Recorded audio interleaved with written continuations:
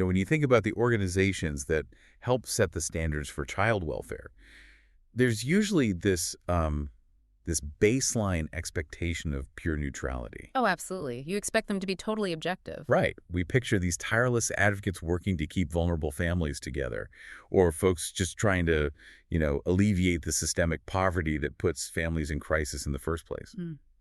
It's comforting for you as a listener to imagine that the people setting the guardrails for something as profound as adoption are just entirely independent. It's a very natural assumption to make. I mean, Right. we rely on categories to make sense of complex systems, right? You have the neutral regulators over here and the industry they regulate over there. Yeah, clean separation. Exactly. Mm. But the sources we're looking at today suggest that in this particular sector, well, those boundaries might be a lot more porous than we think. Porous is honestly a polite word for it, because when you step into the actual administrative machinery of the American adoption system, that clean separation kind of just vanishes. So welcome to today's deep dive. Glad to be here. We have a really fascinating stack of sources for you today. They specifically center on a comprehensive forensic institutional analysis of the National Council for Adoption, or the NCFA. Yeah, this report is dense. It really is. And our mission for you on this deep dive is to examine a core question raised by these documents, which is, how do board affiliations actually create structural conflicts of interest regarding industry profit and regulation? And before we get into the weeds, it's crucial to establish the baseline of what this report is actually claiming, because what's fascinating here is that the sources are not alleging illicit embezzlement or, secret backroom fraud. Right, no illegal self-dealing. Exactly. If you're looking for a true crime story today, this isn't it. Instead, the authors are detailing a massive, completely legal structural conflict of interest. Mm-hmm. The NCFA presents itself to the public and to lawmakers as this nonpartisan, objective voice for child welfare. But functionally, according to the analysis, the mechanics of the organization resemble a protectionist trade association for the private adoption industry. Okay, let's unpack this. Because how does an organization supposedly dedicated to holistic child welfare end up with such deeply overlapping financial interests? I mean, to really understand an organization's motives, you have to look at who is actually steering the ship. Always follow the board. Always. And the documents point us straight to the 2026 NCFA Board of Directors. Now, if this were an independent watchdog, you would probably expect to see a roster full of independent academics, maybe adult adoptees or biological parents, right? You think so, yeah. But that's not what the sources found, is it? Not at all. The 2026 roster tells a very specific story about their priorities. The board is heavily concentrated with private adoption agency executives, adoption attorneys, and corporate consultants. Just right off the bat, that's telling. Yeah. For instance, the documents highlight Kate Trambitskaya, the CEO of Spence Chapin, which is a massive legacy adoption agency. Wow. And you have Mark Melson, president of the Gladney Center for Adoption. There is Stephen A. Sunday, president of Forever Bound Adoption, and Mikhail Jackson, who's a prominent adoption attorney and the former CEO of MLJ Adoptions. And it doesn't even stop at the agency level, which is wild. The sources highlight this pretty deep corporate integration as well. Yeah, the corporate aspect is huge. Right. They specifically mention Andrew Lewis. He's a partner at KPMG, sitting on the board as secretary. And he apparently launched KPMG's National Foster Care and Adoption Network. That's right. And the authors of the analysis point to his inclusion as, well, evidence of the increasing corporate privatization of the child welfare system itself. When you bring in partners from major global accounting firms to sit on the board, it signals a shift. It's treating child placement not just as a social service, but as an industry that requires, corporate-level financial strategy. Let me try to make this concrete for you listening, just so I can make sure I'm fully wrapping my head around the source's critique here. If we were looking at a regulatory group that sets national environmental standards, Okay, sure. and we found out the board was made up entirely of oil and gas CEOs, we'd immediately recognize the conflict, right? We'd Yeah. say, wait, they're writing the rules for their own industry. Yeah. Is the report arguing that this is the exact same dynamic? The report argues it's a nearly identical structural dynamic, yes. Wow. But to understand why it's a conflict, we really have to look at the legal and economic mechanics of it. These board members are chief executives of private agencies. Right. By law, they have a strict fiduciary duty to their own organizations. Their job is to ensure their agencies survive and thrive economically. So how do private adoption agencies generate revenue? Placement fees. Exactly. They rely on a continuous acquisition of adoptable infants, which then allows them to collect those substantial placement fees from prospective adoptive parents. So the argument is that because their own agencies desperately need that revenue just to keep the lights on, they are structurally incapable of providing independent, objective oversight at a national level. The report actually takes it a step further. Oh, really? Yeah.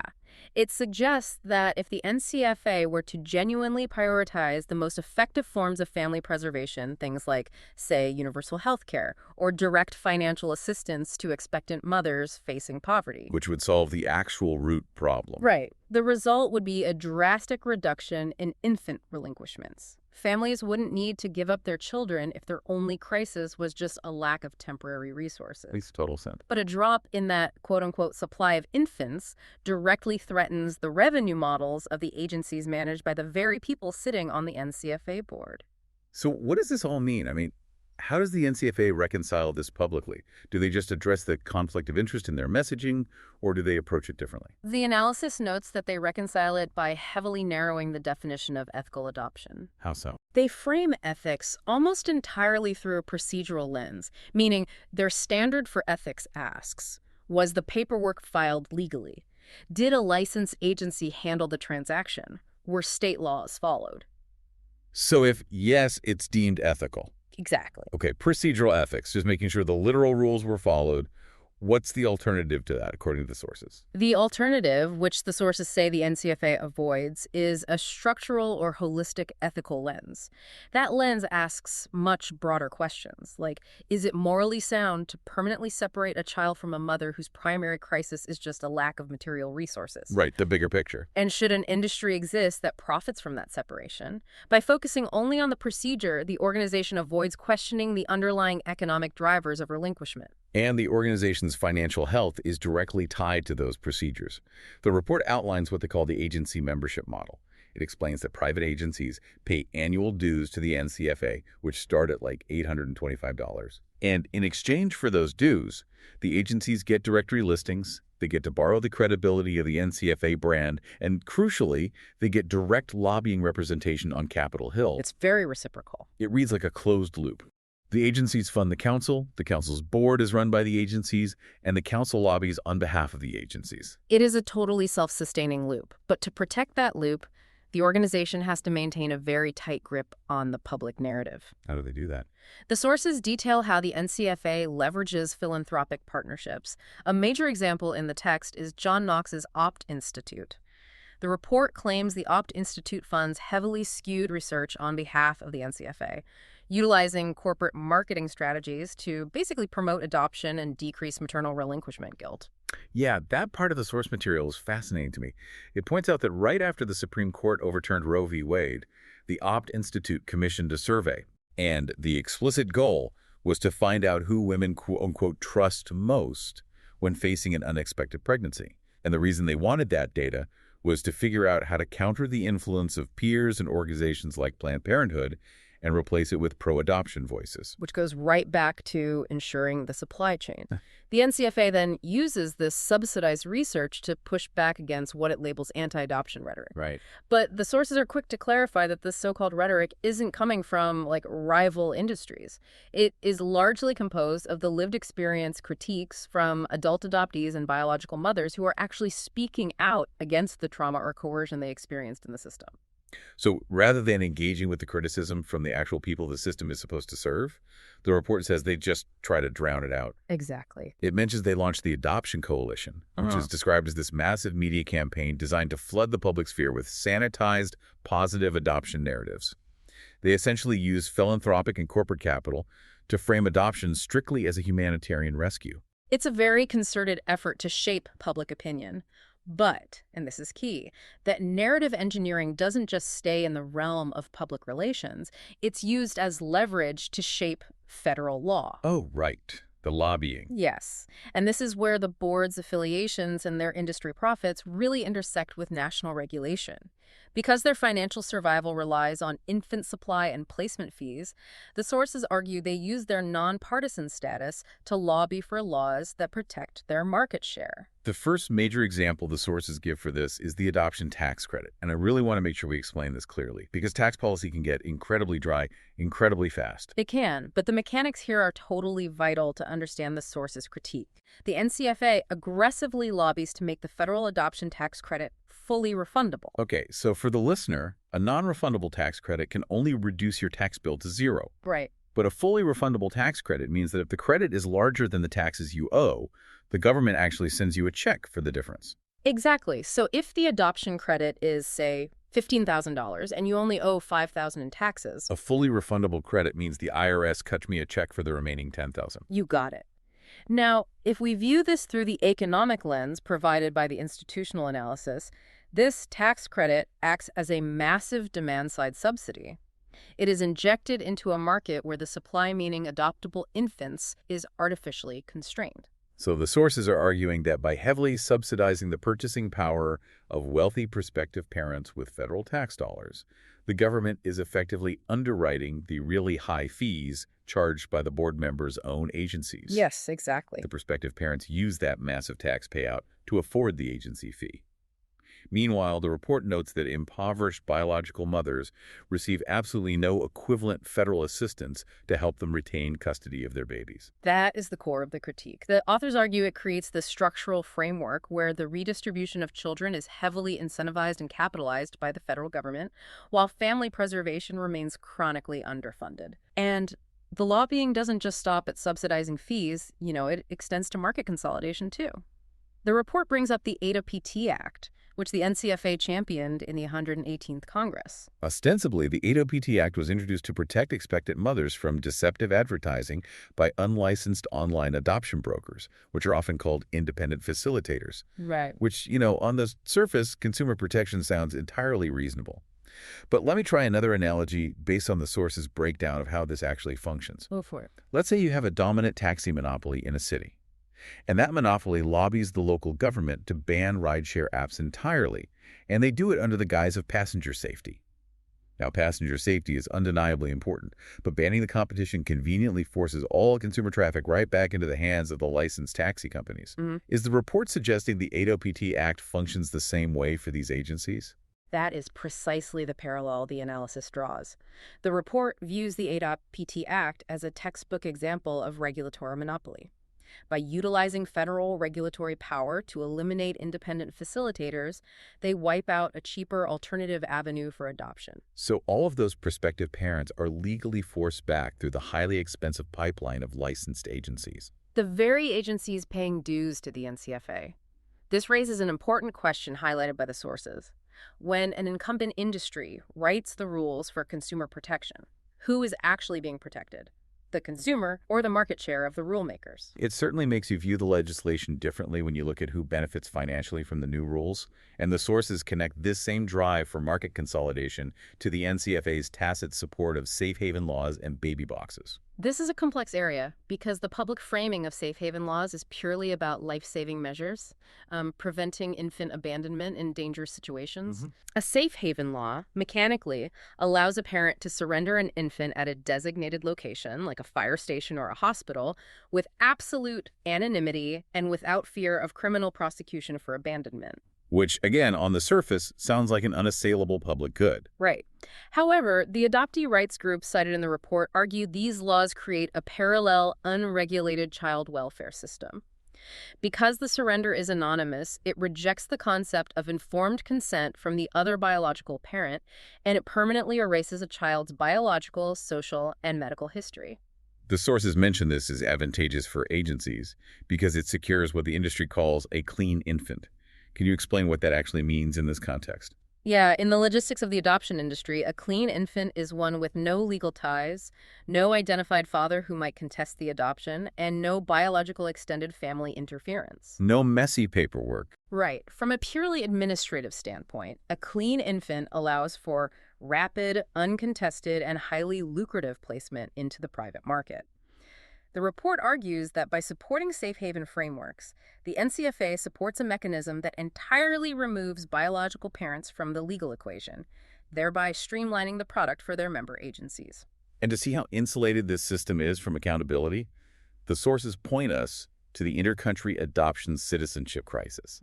This was wild to read. It's incredibly tragic. We are talking about thousands of adult adoptees who were brought to the U.S. as infants in the 90s and 2000s, who are now facing deportation and statelessness.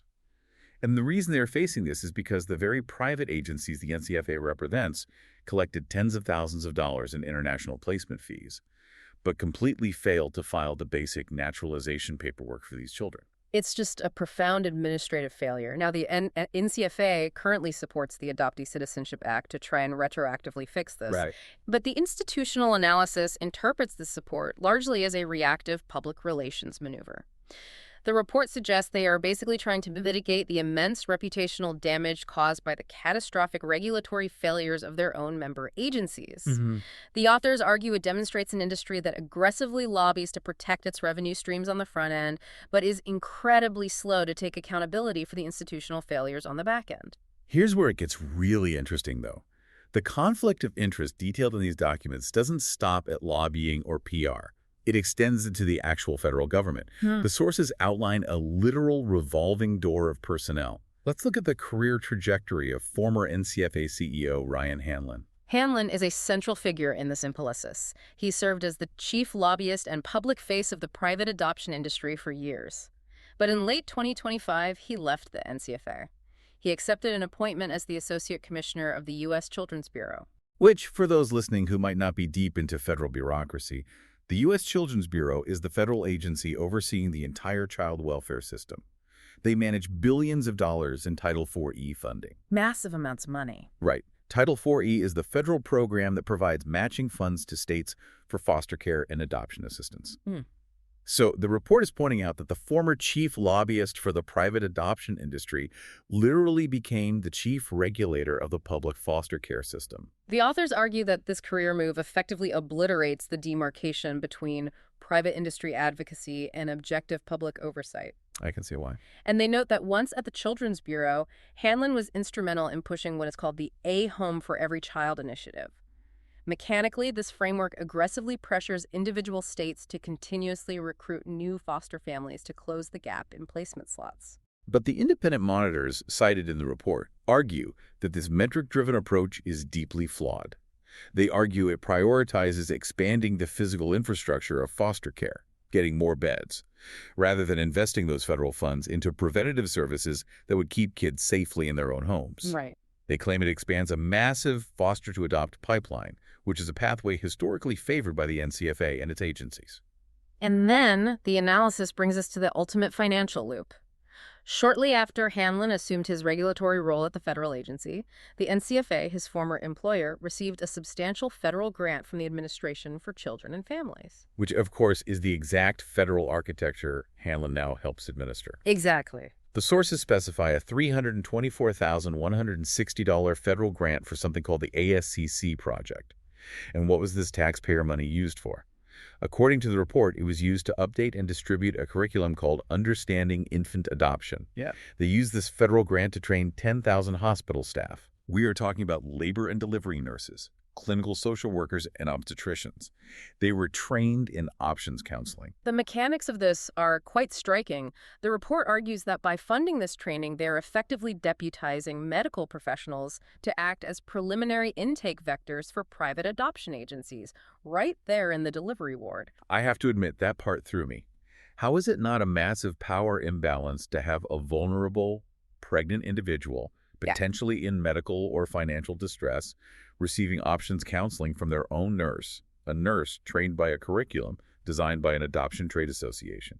If we connect this to the bigger picture laid out in the sources, the authors view this as the absolute pinnacle of policy capture.